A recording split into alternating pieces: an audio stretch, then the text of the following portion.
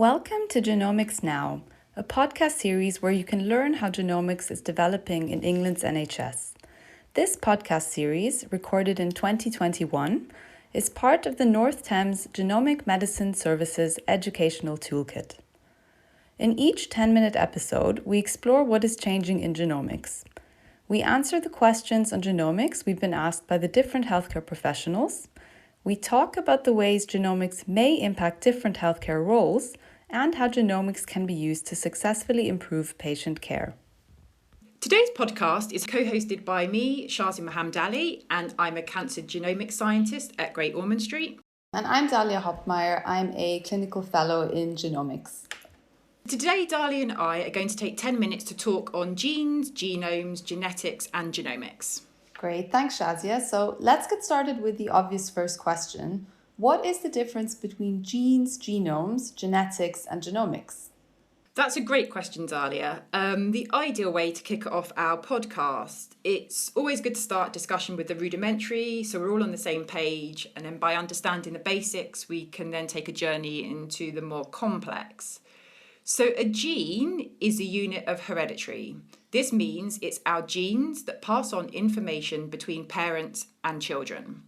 Our genes are made of molecules called DNA, and each gene is a block of DNA. Just like a line of computer code, our genes and their blocks of DNA code instruct our bodies to make proteins. These proteins help our body to function and give us characters like eye colour and hair colour. But for some genes, if there is an abnormality in their instructions, in their DNA code, this can cause diseases like cancer. And I think this brings us to quite an important point, Shazia, actually, that we should make. So some changes in the gene instructions or the DNA code can be abnormalities. And as you say, they can cause disease. But most changes in the DNA are just what we'd say is natural variation, and they explain the differences between you and me. Yeah, that's right. Great point, Dahlia. Absolutely. It's your genes that tell your body to make curly hair and my genes that tell my body to make straight hair. So that's harmless variation.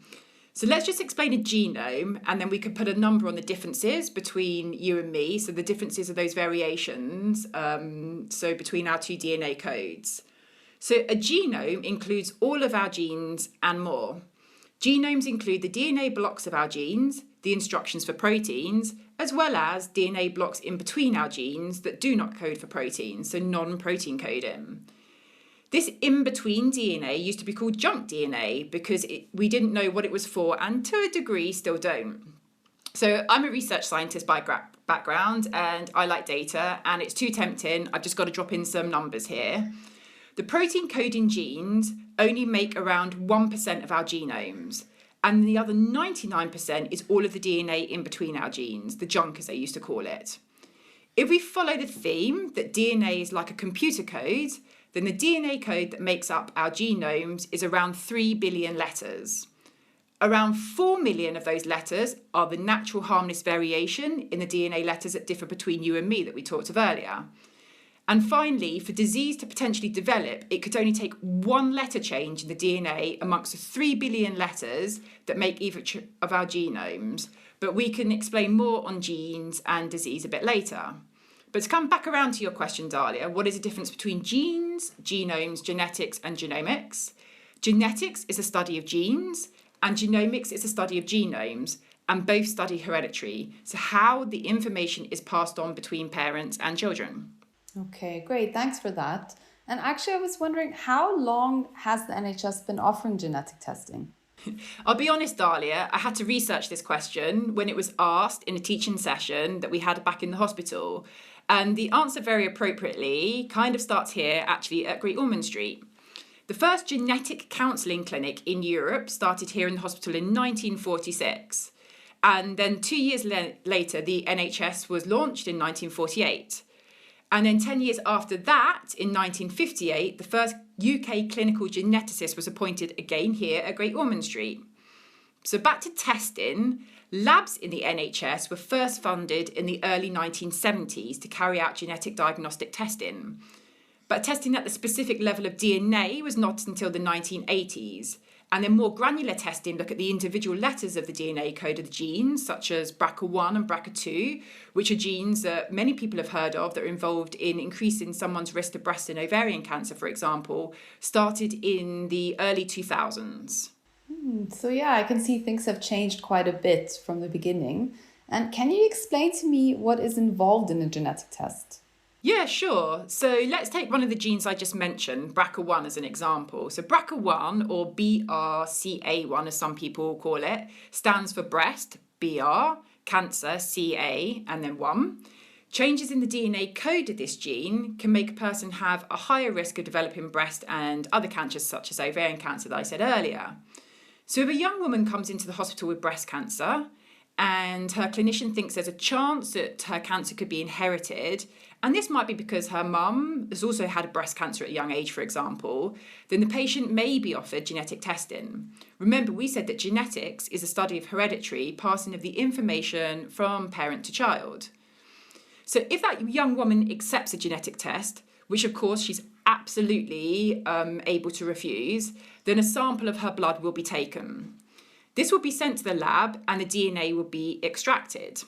The DNA code will then be read and analysed, and the scientists will then look at changes in the gene's DNA letters compared to a reference code, and that reference code is from a healthy individual.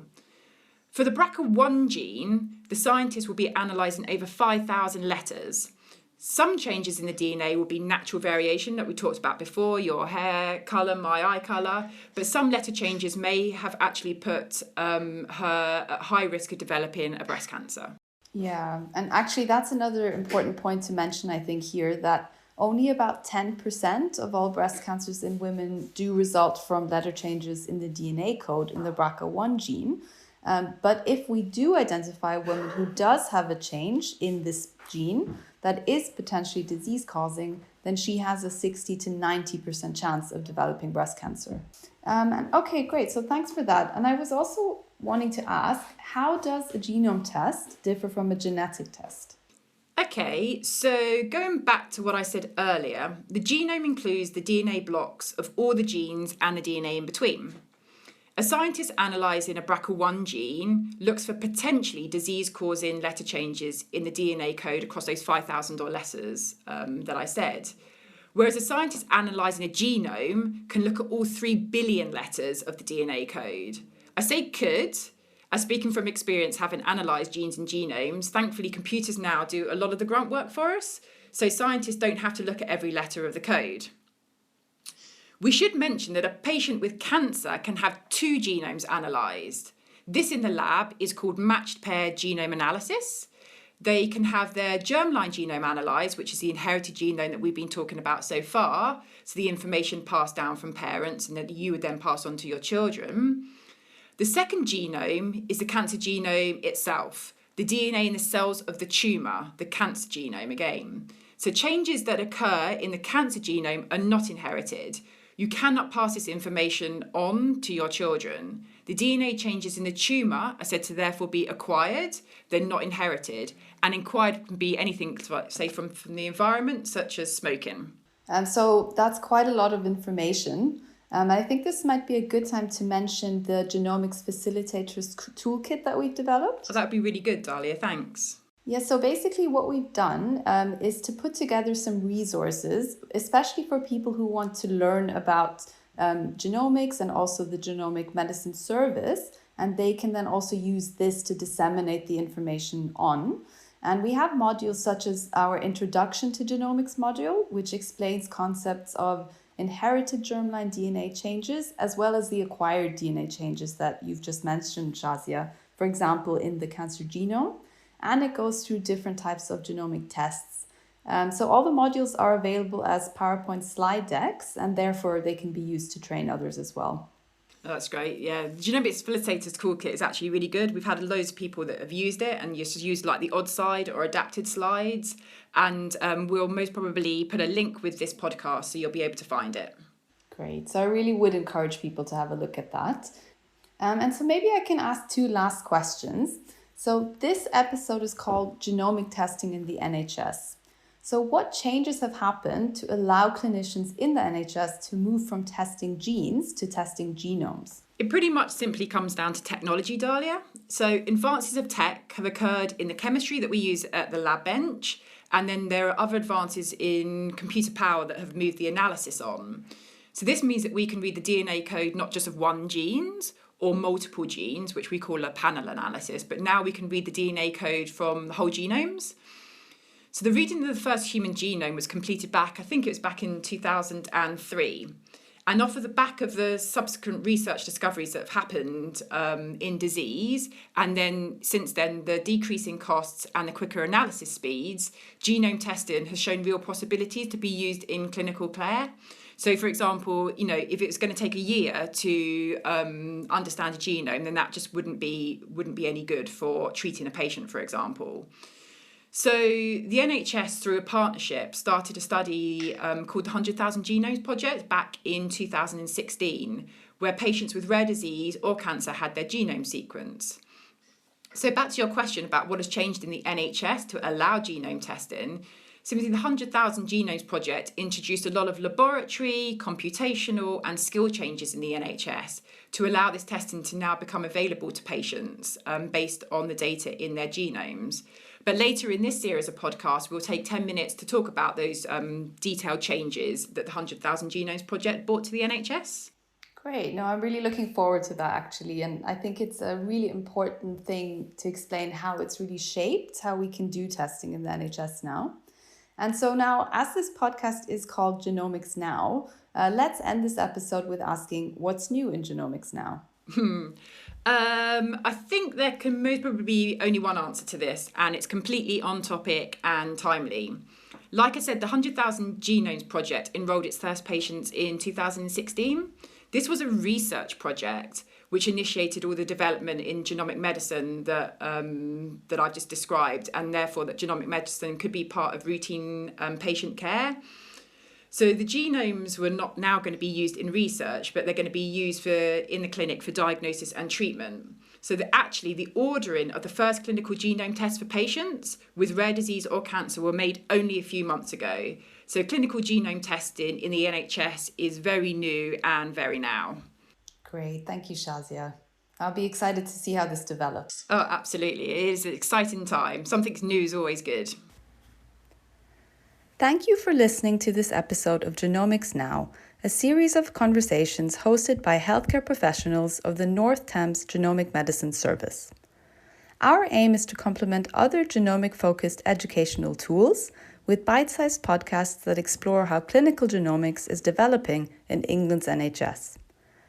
If you have any suggestions for topics you would like us to develop as part of the Genomics Now podcasts, please let us know. Also, we'd love to hear about the episodes you've enjoyed and how they have helped you with training. Please get in contact with us on the link given with this podcast or tweet us at North Thames GLH. You will find this and other educational resources at the North Thames GLH website.